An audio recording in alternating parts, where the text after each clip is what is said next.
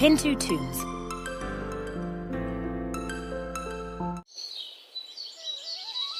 एक छोटे से गांव में राम नाम का एक गरीब आदमी अपनी पत्नी रीमा के साथ एक छोटे से घर में रहता था। वह बहुत ही ईमानदार और मेहनती था।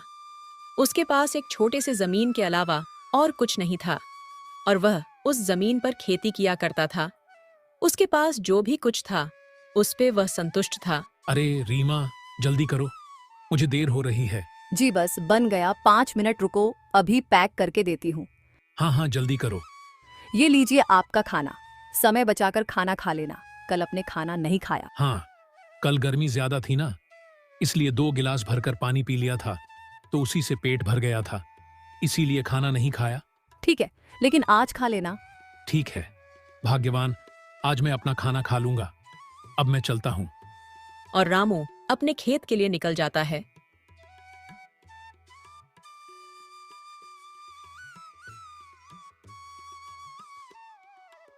खेत में पहुंचकर वह अपना काम शुरू कर देता है। कुछ ही देर में 2 बैल धीरे धीरे चलने लगते हैं। अरे, इन दोनों को अचानक से क्या हो गया जो इतने धीरे धीरे चल रहे हैं? लगता है ये काम करते करते थक गए हैं। अब ये दोनों भी बूढ़े हो चुके हैं और इतनी धूप भी पड़ रही है। चलो, अब दोनों यहीं पर ही आराम कर लो, बाकी का काम मैं अकेला कर लेता हूँ। राम खेत का सारा काम खत्म करके घर चल लेता है।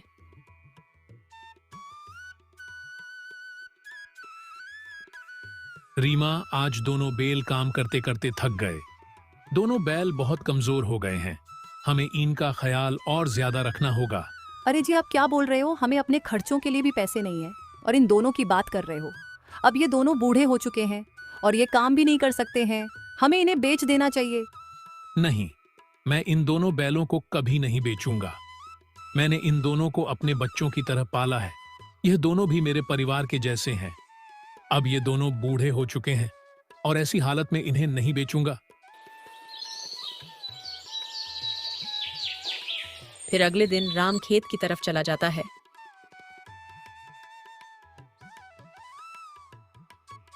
खेत में पहुंचकर वह अपना काम शुरू कर देता है।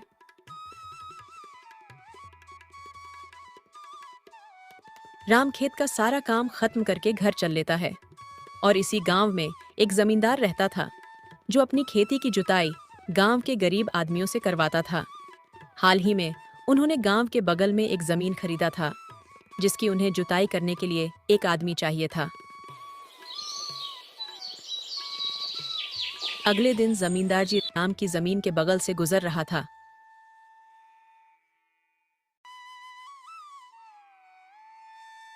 तभी वह राम को अपने खेतों में काम करता हुआ देखता है। यह आदमी तो बहुत ही मेहनती है, मुझे लगता है मेरी खेत की जुताई यही कर पाएगा। ऐसा बोलकर जमींदार जोर से राम को पुकारने लगता है। अरे राम, जरा मेरी बात सुनो।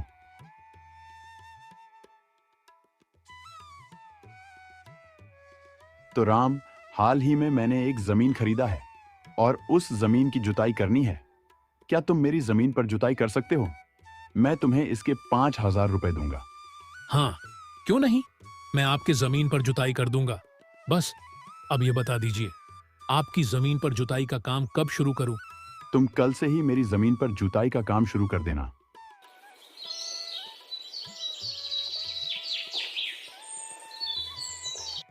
फिर अगले दिन राम जमींदार के जमीन पर जुताई करने के लिए निकल जाता है।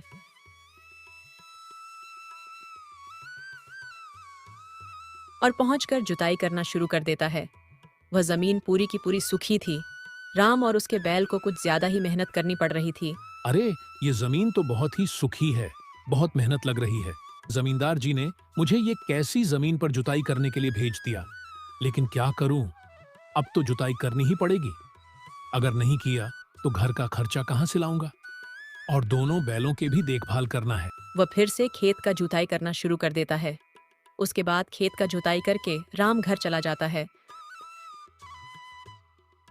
जोत दिया क्या? जमींदार जी की जमीन। अरे रीमा, तुम्हें क्या ही बताऊं, जमींदार जी ने जिस जमीन पर जुताई करने के लिए कहा था वह जमीन तो बहुत ही सूखी है, लेकिन जैसे तैसे करके आधा जोत दिया और आधा कल जोत दूंगा। अब जमीन जोतना ही तो पड़ेगा, नहीं तो घर का खर्चा कहाँ से आएगा? भगवान हमें कब सुख देंगे पता नहीं। मैं सोच रहा हूँ कि जमादार जी मुझे जितने भी पैसे देंगे, हम उस पैसों से घर की मरम्मत कर लेंगे। घर के जगह जगह पर छेद हो गया है। बारिश के दिन में पूरे घर में पानी भर जाता है। ठीक है ना भाग्यवान? हाँ, ठीक ही बोल रहे हो जी। हम सबसे पहले घर की मरम्मत कर लेंगे, फिर बाद में जो होगा देखा जाएगा। फिर अगले दिन राम खेत के काम के लिए निकल जाता है और पहुंचकर खेत की जुताई में लग जाता है। कुछ देर बाद राम का हल जमीन पर अटक जाता है। अरे मेरा हल क्यों अटक गया? क्यों नहीं बढ़ रही है? तभी राम वहां पर खुदाई करने लगता है। राम जब थोड़ी खुदाई करता है, तभी वहां पर उसे एक छमछमाता हुआ एक बक्सा मिलता है। तभी वह उस बक्से को खोलता है। तब वह देखता है कि उस बक्से में बहुत सारे सोने के सिक्के हैं। राम उस बक्से को देखकर बहुत खुश हो जाता है और वह उस बक्से को लेकर घर आ जाता है। अरे जी, इतने सारे सोने के सिक्के कहाँ से लाए हो? ये सारे सोने के सिक्के मुझे उस जमीन पर मिला, जब मैं उस जमीन पर जुताई कर रहा था। शुक्र है जो ऊपर वाले ने हम पर दया की, जो इतने सारे सोने के सिक्के हमें दिए। अब हम इसे बेचकर बहुत ही अमीर बन जाएंगे। हमारे सारे दुख खत्म हो जाएंगे। हमारे पास किसी चीज की कमी नहीं होगी। नहीं रीमा, हम इसे नहीं बेच सकते। ये सोना हमारा नहीं है। ये सारा सोना पहले के राजा महाराजाओं का होगा। इस पर सिर्फ सरकार का हक है। हमें इस सरकार को दे देना चाहिए। अरे ये आदमी क्या बक रहा है? आप बनते रहिए दानी। अगर आप ऐसे ही दानी बनते रह गए तो आप जिंदगी में कभी उन्नति नहीं कर सकते। आप सिर्फ धूप में खेती करते रहना और ये सूखी दाल रोटी खाते रहना। अरे हमें इतना सारा सोना मिला है। इतने सारे सोने से तो हम हमारा सारा दुख खत्म कर सकते हैं। रीमा, ये बेईमानी की पैसों से तो अच्छा ये दाल रोटी ही है, जो इसे खाकर हमें कम से कम चैन की नींद तो आती है। अगर बेईमानी की पैसों से खाएंगे तो क्या हमें नींद आ पाएगा? और तुम इस बात को हमेशा ही याद रखना, बेईमानी की पैसों से कभी सुख नहीं मिलता। मैं कल ही इन सिक्कों को देकर आऊंगा। हाँ हाँ, बहुत हो गया, मूर्ख आदमी है। अब जो आया हुआ धन को ठुकरा रहे हैं। फिर अगले दिन राम उन सिक्कों को लेकर जमींदार साहब के पास जाता है।